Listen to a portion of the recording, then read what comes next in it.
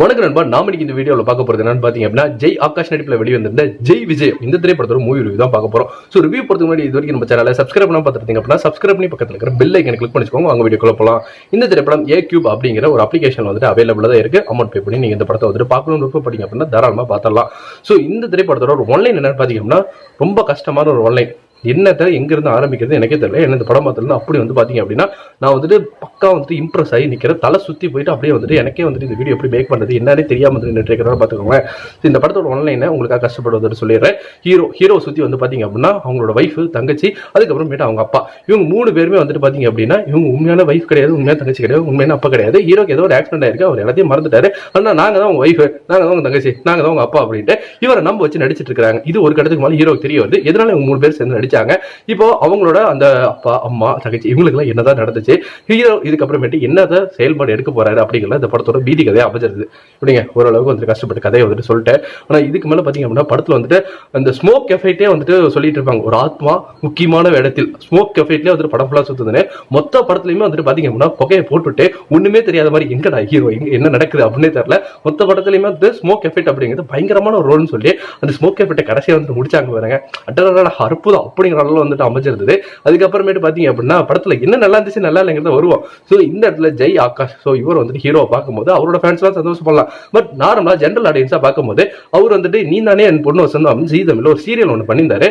எனக்கு அந்த சீரியல் ரொம்ப பிடிக்கும். எங்க ஃபேமிலியுமே வந்துட்டு பார்த்துட்டு இருப்பாங்க. நானுமே அப்பப்போ வந்து அந்த சீரியல் வந்துட்டு பார்த்துட்டு இருந்தேன். ஒரு கட்டத்துக்கு மேலே தான் பார்த்தீங்கன்னா சீரியல் வந்துட்டு அவங்க போன அந்த டைவர்ஷன் அப்படின்ட்டு பார்த்தீங்கன்னா சரியா வந்துட்டு ரெஸ்பான்ஸ் இல்லாமல் வந்துட்டு போயிருந்தது. ஆனால் அந்த சீரியல் வந்துட்டு ரொம்ப சூப்பராக வந்துட்டு பண்ணியிருந்தாரு. ஸோ ஜெய்கா சீரியல் வந்துட்டார் அப்படிங்கிற ஒரு பரபரப்பான ஒரு பேச்சுமே வந்துட்டு அந்த சீரியலை வந்துட்டு நிறைய பேர் பார்க்கறதுக்கான ஒரு விஷயமாவும் வந்துட்டு அமைஞ்சிருது. இருந்தாலுமே அந்த சீரியலோட ஒரு இன்ட்ரோ சாங் இருக்கும். என்னடா சீரியல் இப்படி எடுக்க ஆரம்பிச்சிட்டாங்களா, இவ்வளோ பிரம்மாண்டமா டெக்னிக்கல் எக்ஸ்பர்ட்ஸ் வந்துட்டு ரொம்ப சூப்பரா இருக்கு, என்ன சீரியல் பார்க்குற மாதிரி எனக்கு சும்மா கண்ணாடி மாதிரி பளிச்சுன்னு இருக்கேன் அப்படின்னு இருந்துச்சு. ஆனால் அந்த சீரியலுக்கு நடிச்சதுக்கு அப்புறமேட்டு இவர் இந்த படத்தை வந்துட்டு எடுத்திருக்காரு. இந்த படம் வந்து பாத்தீங்கன்னா கிட்டத்தட்ட ஒரு 50 வருஷம் இல்ல ஒரு குறைச்சபட்சம் ஒரு 40 வருஷத்துக்கு முன்னாடி வந்துட்டு எடுத்திருக்கக்கூடிய ஒரு டெக்னிக்கல் ஆஸ்பெக்ட்ஸ் தான் இருந்ததுன்னு தான் சொல்லி ஆகணும். படத்துல டெக்னிக்கலாவும் வந்து சாங்க கிடையாது, கண்டென்ட் சாங்க கிடையாது. படத்துல வந்து பாத்தீங்கன்னா எந்த ஒரு சீனுமே வந்துட்டு எனக்கு சுத்தமா ஒர்க் அவுட்டே ஆகல. அது எமோஷன் சீன் ஆகட்டும், லவ் சீக்வன்ஸ் ஆகட்டும், ரொம்ப வந்து பாத்தீங்க அப்படின்னா ஒரு ஷார்ட் பிலிம் எடுக்கிறவங்க கூட ரொம்ப சூப்பரா வந்துட்டு படத்தை எடுத்திருப்பான் அப்படிங்கிற அளவுல தான் எனக்கு இந்த படம் பார்க்கும்போது ஒரு எண்ணமா வந்துட்டு அமைஞ்சிருந்தது. புதுசா வந்து பாத்தீங்க அப்படின்னா இப்படி ஒரு படத்தை வந்து ட்ரை பண்ணிருக்காரு அப்படிங்கிறதுல பாசிட்டிவா நம்ம என்னத்தை சொல்லணும் அப்படின்ட்டு எனக்கு தோணாலுமே சுத்தமா வந்துட்டு எதுவுமே என்னால சொல்ல முடியல. ஒரு உதாரணத்துக்கு சொல்றேன், ஹீரோ இது எல்லாத்தையுமே வந்துட்டு மறந்துட்டாரு அப்படிங்கும்போது கூட இருக்கிறவங்க நம்ப வைக்கிறாங்க, எதுக்காக இதை பண்றாங்க அப்படிங்கிற ஒரு விஷயம் ரொம்ப ஸ்ட்ராங்கா இருக்கும். அது இந்த படத்தில் சுத்தமா கிடையாது. இதுக்கு அப்புறமே ட்விஸ்ட்னு சொல்லி ஒன்று ஓப்பன் பண்ணாங்க. அந்த ட்விஸ்ட் பெருசா வந்து வருத்தா கிடையாது. இப்போ வந்து பரத் படம் எடுத்துக்கிட்டா ட்ரிபிள் ஃபைன் ஒரு படம் இருக்கும், சந்தானம் கூட இருப்பாரு. அதே மாதிரி ஹியூமர் அப்படிங்கிற ரொம்ப சூப்பரா ஒர்க் அவுட் ஆயிருக்கும்.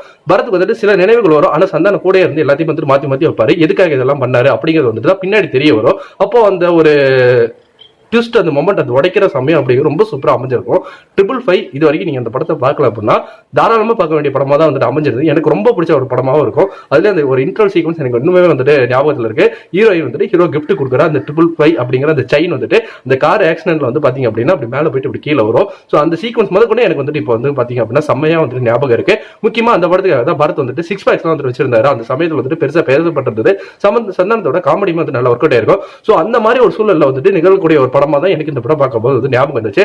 ஆனா எந்த இடத்துலயுமே வந்து பாத்தீங்க அப்படின்னா இந்த படத்தை வந்துட்டு பக்காவான சீன் வச்சிடும் அப்படின்னு சுத்தமா அதை யோசிக்காம ரொம்ப சுமாரான சீன்ஸ் ஆயிடுச்சு. அடுத்தடுத்த காட்சிகளோட எடிட்டிங்குமே வந்துட்டு ரொம்ப சுமாரா வச்சு, அதுக்கு அடுத்தடுத்த காட்சிகள் வரக்கூடிய ஆக்ஷன் சீக்வன்ஸ் அதோட சுமாரா வச்சு மொத்தத்துல வந்து பாத்தீங்க அப்படின்னா இவர் நடிச்ச சீரியலே வந்துட்டு ரொம்ப சூப்பரா இருக்கும் அப்படின்ட்டு சொல்ல வச்சிட்டாரு கடைசியா.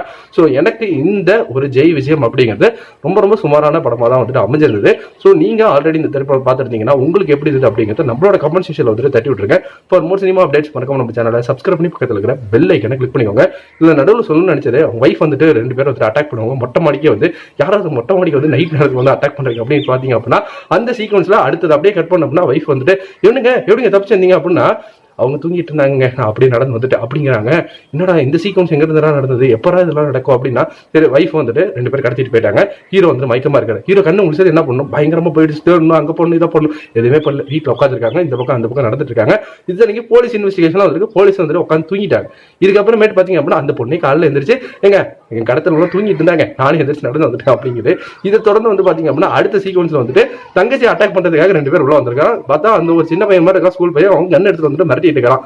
இதே இந்த சீல என்னன்னா மறட்டா அப்படின்னா என் தங்கச்சி 8 தாண்டி யாருமே தொட முடியாது அப்படின்னு ஜெயாக்க சொசன்லாம் பேசி அங்க நடக்கக்கூடிய ஒரு ஃபைட் சீக்வன்ஸ் எல்லாம் பயங்கர ஹியூலாரிஸா வந்துட்டு இருந்தது.